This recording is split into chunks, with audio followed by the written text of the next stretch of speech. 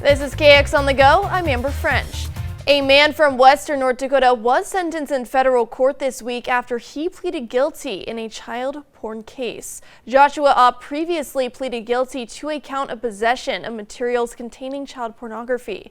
He and his brother Joel were investigated and charged after investigators say they sent and received several inappropriate messages relating to child sexual abuse.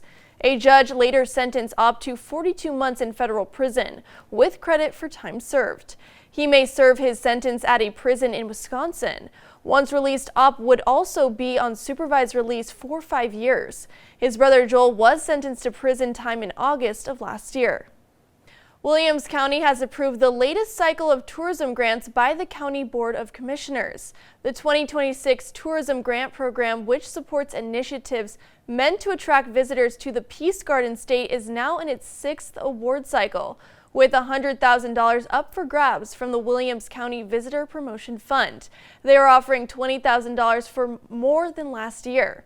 Government or public entities, private nonprofit organizations, and private for-profit businesses are all eligible to apply.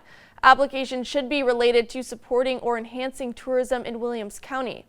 Projects and events must be outside of Williston city limits, but within the county, a 20% match is required from grant recipients. Applications officially opened yesterday and close on April 3rd. To find a link to this story, go to our website. Now let's toss to Andre.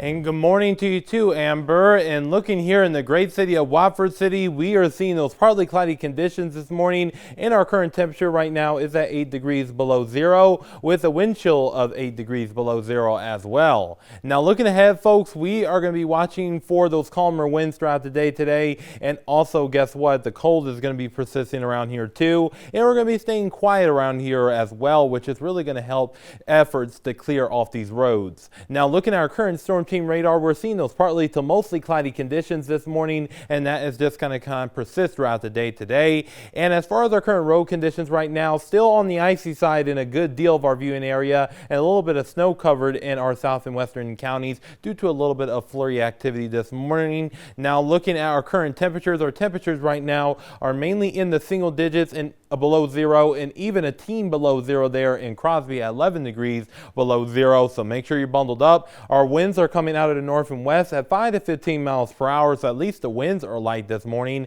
And our wind chills brought to you by Absolute Comfort Plumbing and Heating are as cold as around 27 to 28 degrees below zero in our north and eastern counties, including there in Harvey at 28 degrees below zero. High pressure is going to continue to allow for us to see that northwesterly flow throughout the viewing area and providing us with that cold air across our neck of the woods.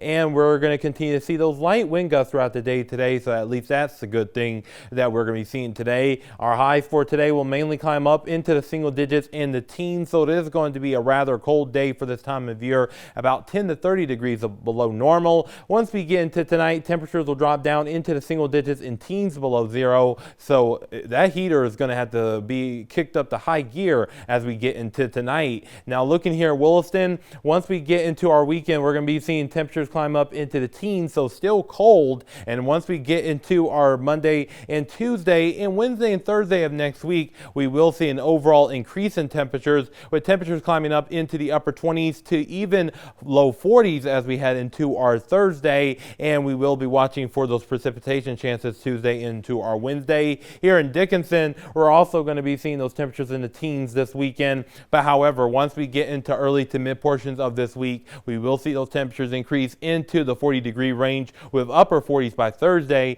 and we will be watching for those precipitation chances Tuesday into our Wednesday. Now looking here in the Magic City, we're going to be seeing those single digits persisting as we head into the weekend, and once we get into early to mid portions of next week, we'll see those temperatures climb back up into the mid to upper 20s and even upper 30s by the time we get into our Thursday, with chances of precipitation potentially Tuesday and Wednesday. And here in the capital city, we're also going to be seeing those temperatures moderate up into the 30s on Monday, Tuesday, Wednesday, and then 40s once we get into our Thursday. So Amber, we got a few more days of the cold and it warms up once again.